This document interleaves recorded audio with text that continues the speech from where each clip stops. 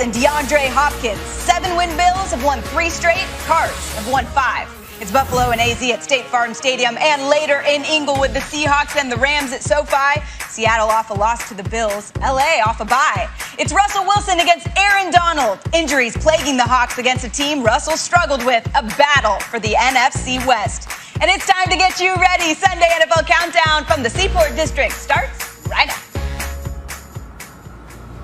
We ready. This is what we live for. We ready. This is what y'all live for right here. We ready. Football Sundays, man. For y'all.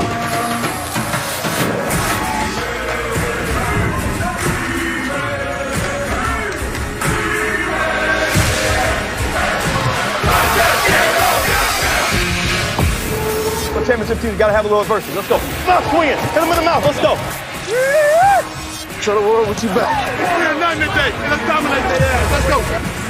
No one circles the wagons like the Buffalo Bills. Kyler Murray making it all look easy for Arizona. Come on, Joe. Yes, sir. Magic time. Hey, that was a dime right there. Y'all want to be great? Be great. Let's go. There's only one undefeated team. We the best. Everybody sit back. Grab your popcorn. Let's put on the show. Great cash.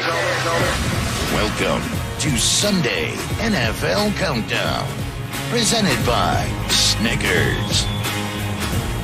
A beautiful day in New York City on the rooftop of Pier 17 at the Seaport District.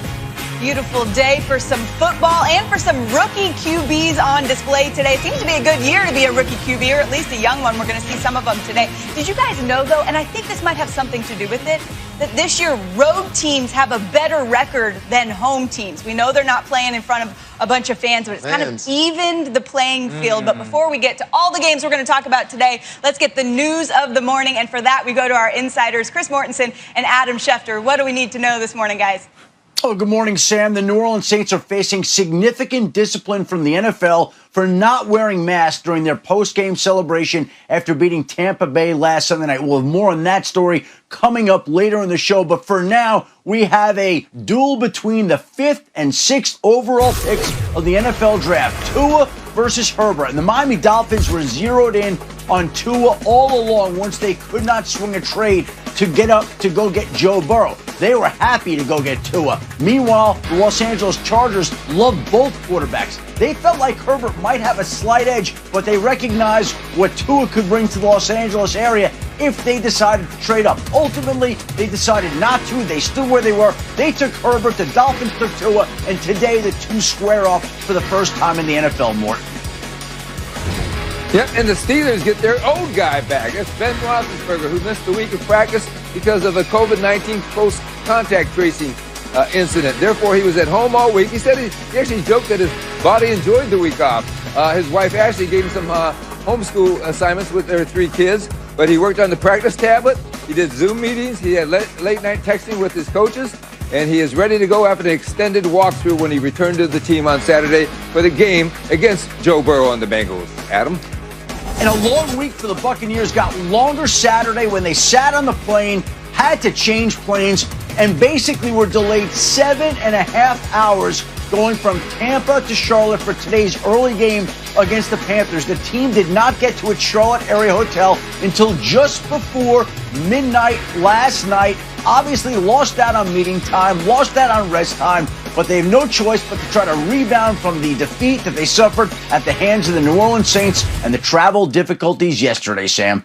Yeah, I think we can all relate to that a little bit when you've got travel issues, especially when you're already having a rough week. I know you can relate to some travel issues from last year. That's a side note. How important do you think, or how much of a factor do you think that will play today in the game for the Bucs? You know, we've all been there before. Just looking at this game, going into Carolina, 7-hour delay. It's a long time. You know, for us to be in the ritual, Sam, each and every week, and then getting thrown off our schedule for 7 hours, I can see a coach like Matt Rule. The Carolina Panthers need to come out. Their first 10, 15 scripted plays, I'm anxious to see how this offense or the defense by Carolina Panthers come out. I know I was taught as an offensive player, you want to start fast, and maybe throw a little wrinkle in there, maybe a little no-huddle, coach. Randy, that's exactly what I would do, because you're going to sit back, tempo them. You're right. We talk about, hey, you really think they're hydrating on the plane? No. They're not thinking about that, right? Right. So to me, it's like,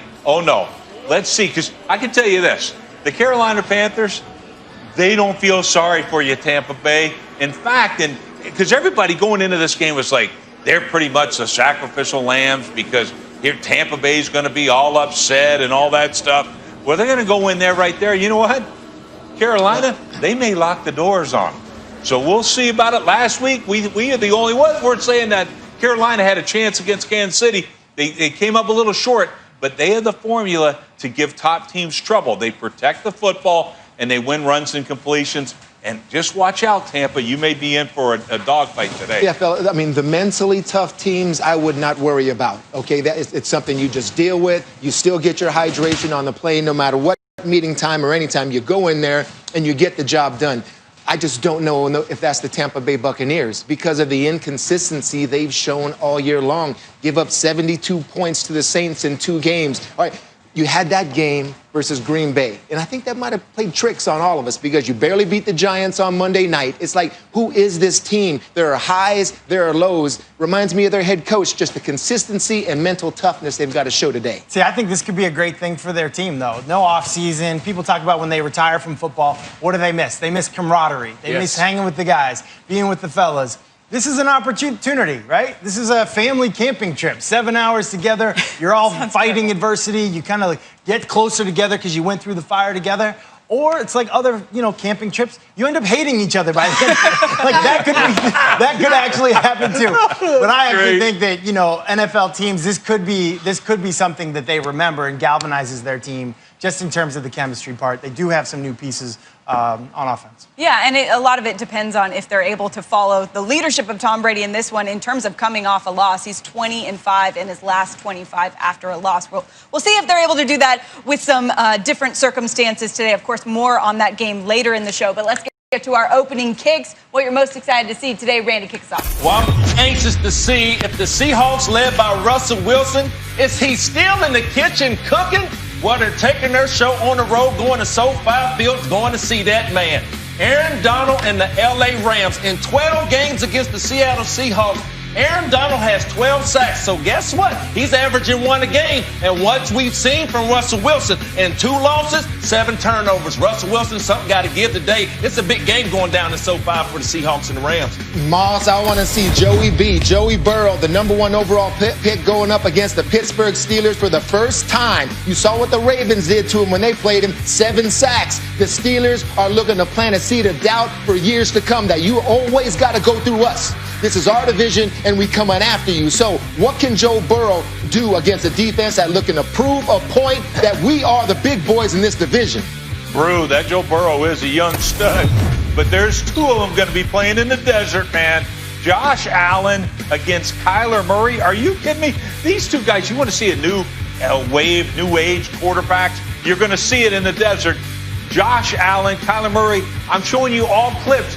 They got the biggest arms in the league, and I'm showing you doing what? What are they doing? They're running the ball in the red zone. Watch for it today. We're going to break down this game later on specifics, and you may be surprised with some of our answers. Well, let's stick with young, talented quarterbacks. You heard Adam say it in the open.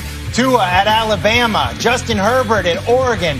Where are they going to go? Who's going first? Who's going second? Are the Dolphins going to take Herbert? Are the Chargers going to take Tua? This is the first of many great battles with these 2 young quarterbacks. Herbert has an advantage in that he's played more NFL football so far. Tua has an advantage that he's got the better defense and the much better team. They've won 4 in a row. Can the Dolphins make it 5? Well, the quarterbacks today at MetLife looking for some improvement. Daniel Jones and Carson Wentz. Evan Ingram, though, he leads the Giants in receptions right now. Had his first touchdown of the season last week against the Washington football team. Can he do it again today at MetLife?